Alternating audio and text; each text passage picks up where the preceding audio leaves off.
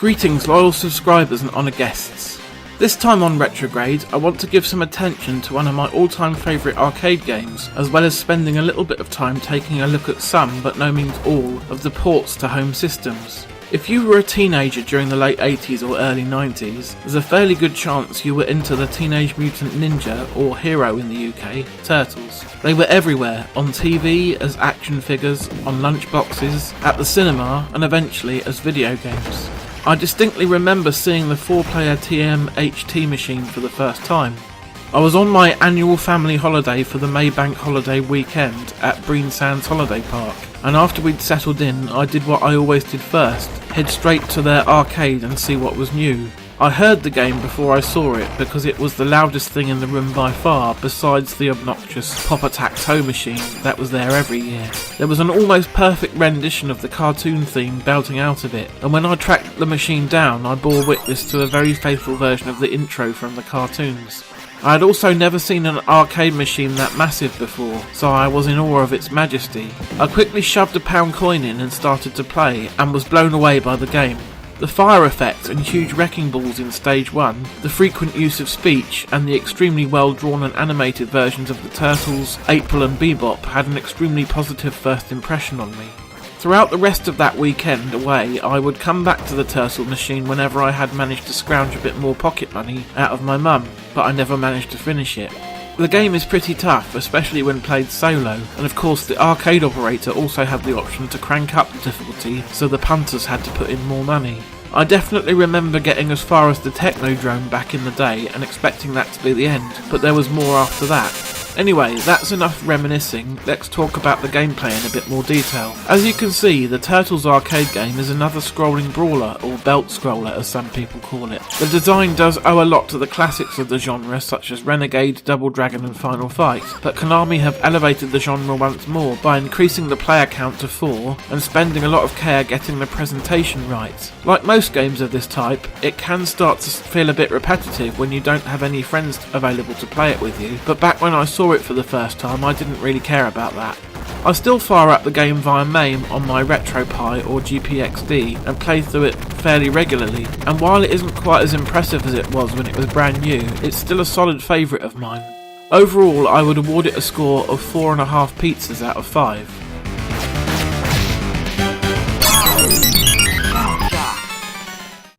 Let's take a look at some of the ports now, starting with the Commodore 64 version. This is a valiant attempt to recreate the arcade game, and I remember desperately wanting this for my C64, but I never got around to actually buying it for whatever reason, probably because I was always spending my money on other things and never managed to save up the $9.99, or however much they were charging for it. As you can see here, the first stage still has the fire and the balls bouncing down the stairs, and you can tell what everything is supposed to be, but all of the sprites are a lot smaller and blockier than the arcade original.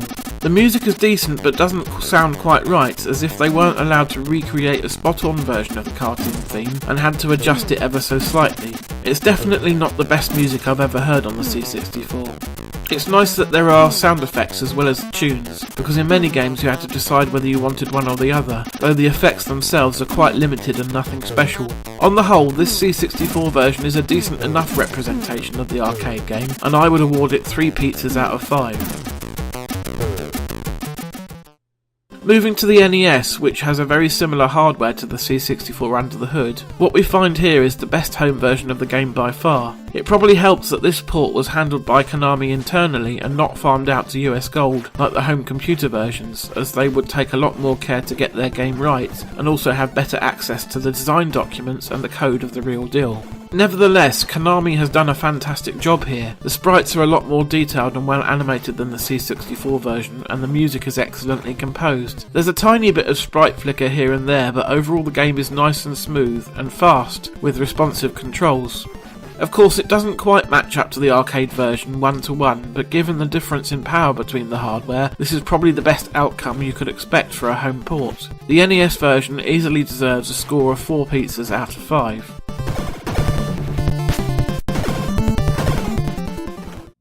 Finally, we have the Amiga version, and you would expect a computer this powerful to be more than capable of producing a fantastic version of this game, wouldn't you?